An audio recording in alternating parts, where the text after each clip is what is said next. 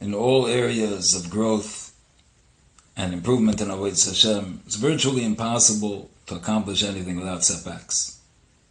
Meaning that the derech of growth is that a person takes a few steps forward, and almost inevitably there's a step back.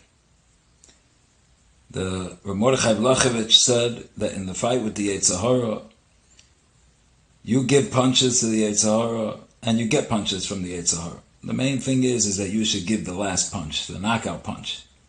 That should come from the person. Meaning, we don't win every battle. The main thing is to win the war. And the truth is that if a person keeps fighting, he's guaranteed to win the war. Chazal say, Abolatayr, Messiah no say. As long as you don't drop out of the fight, you don't get deterred by the setbacks, the promise is eventually the last punch will come from us. But the Yetzer Hara uses the setbacks as a way to discourage us from continuing the fight. We lose a battle, he wants us to give up the war.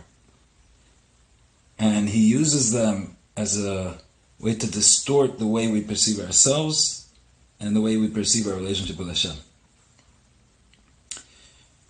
The distortion with ourselves is that a person is working on a particular area, especially in the areas of taivos, and he overcomes several nisyonis one after another. Each time he controls himself, he holds back. And after several times of passing, one day a nisyon comes and he fails. The Yetzer Hara says to him, you see, you failed, you're right back to where you were in the beginning. You see, you didn't change, you didn't improve, it was all a fake, you were just fooling yourself. There's no point in continuing because you see it's not realistic. And the truth is, this is a total falsehood of the Yetzer Hara. If a person's going up a ladder, and he goes up 20 rungs, and then he goes back down one rung, is he back on the floor? He's not back on the floor. He's still 19 rungs up. When a person fails a nisyon, that does not erase all the nisyonos that he passed. He passed 3 times, 4 times, 5 times. That kedusha, that madrega, is still in him. So he failed the 5th time.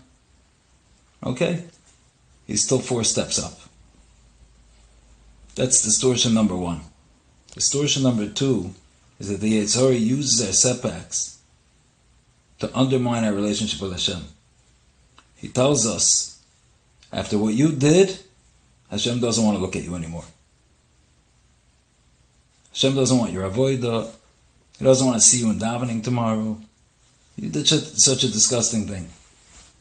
There can be nothing further from the truth. Rabbi Shlomo Kalina said, Halavai, I should love the biggest tzaddik in Klal Yisrael like Hashem loves the biggest Rasha. So there's no point that a person can reach that Hashem doesn't love him and want his avodah. Thank you for listening to the Guard Your Eyes Daily Chizuk broadcast. Pass them on to your friends and help spread Kedusha in the world.